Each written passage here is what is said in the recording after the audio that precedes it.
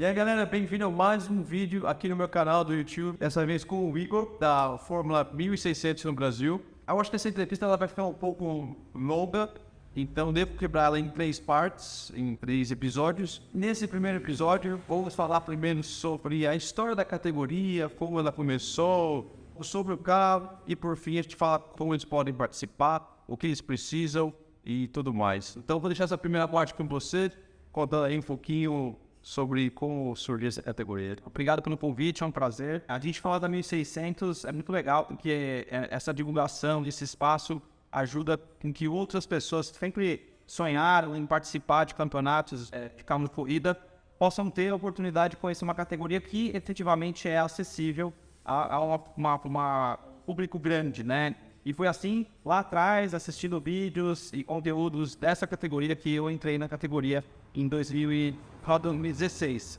Mas vamos falar um pouquinho aqui da categoria. A Fórmula 1600, ela nasceu a partir da Fórmula V. Ela é uma evolução da Fórmula V.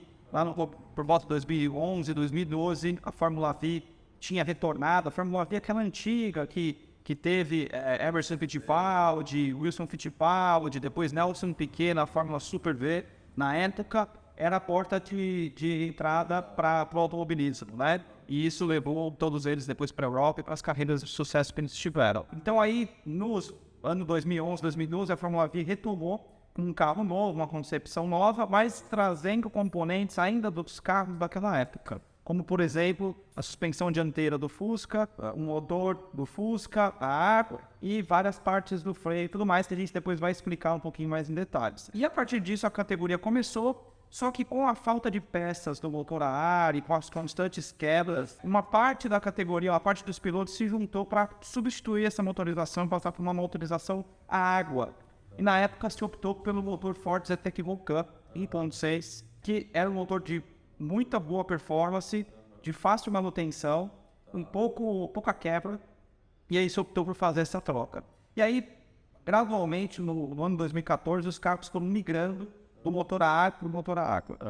Então a Fórmula 1600 ela foi uma evolução da Fórmula V, é isso, né? Ela deixou de utilizar os motores a ar, que quebravam muito, e passou a utilizar o motor a água do Ford 1600 motor Vulcan. Legal. E aí, vocês tiveram que fazer a readaptação de chassis? Sim, aí o motor é um pouco maior, então teve que fazer um alongamento na parte traseira do chassis.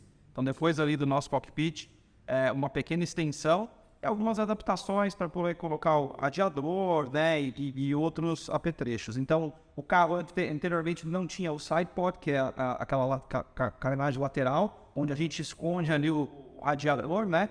Então a gente tem que incluir no carro esse acessório, esse componente. E aí o carro desde aquela época foi evoluindo, a categoria foi ganhando força, foi tomando força.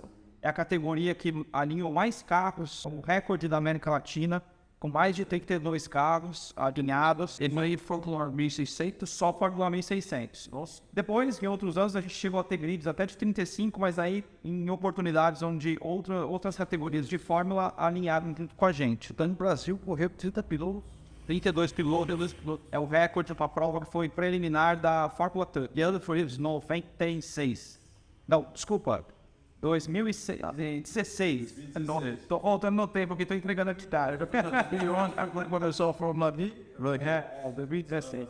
Então, a categoria nasceu daí e hoje a gente é parte do Campeonato Paulista de Automobilismo, que tem a maior parte das suas provas disputadas aqui, do lado da nossa oficina, aqui no Autódromo de Interlagos, e com algumas provas fora daqui também. Então, o ano passado nós fizemos 3 etapas no Autódromo do Velocitar, que aqui é a 180 km de São Paulo, é uma pista fantástica. E nós já fizemos provas em outros estados também, como ou festivais, ou participando de campeonatos locais, como em Londrina, como Curitiba, antes da extinção do autódromo. Então, muito bacana de também poder conhecer outras pistas. Nós temos uma pista em Piracicaba, que é a cidade da onde esse carro nasceu, na verdade, o construtor do carro na cidade de Piracicaba, o construtor do chassis novo. O chassis novo, sim. E tem a pista lá, o autódromo do ECPA, que também recebe várias provas, já recebeu várias provas da categoria, uma pista muito boa para treino, é uma pista pequena, mais travadinha, então para você começar, ter o primeiro contato com o carro, é uma pista que tem servido de experiência para vários novos pilotos também. Legal.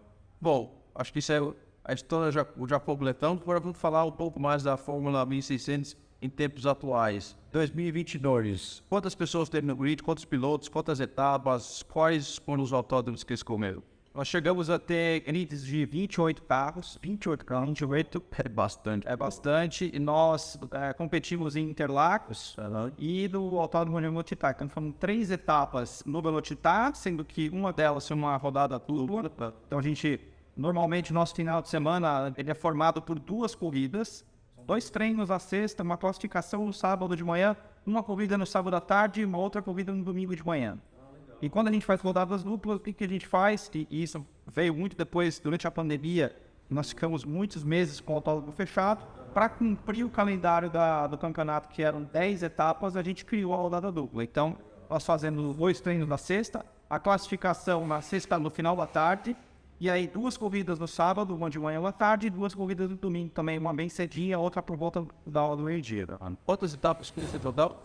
São um campeonato com 10 etapas. 10 etapas. E aí o ano passado entre Interlagos e Velocitar.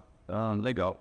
Agora eu vou falar um pouco sobre como os pilotos podem participar, qual o budget que eles precisam, qual a idade mínima, idade máxima, peso mínimo, peso máximo. Outro pouco pra gente ir para a galera que está assistindo e vai ver esse vídeo, mas pô, isso aqui é interessante, eu acho que eu quero experimentar. Na verdade, vamos começar pelo treino. A pessoa vai assistir esse vídeo e fala assim,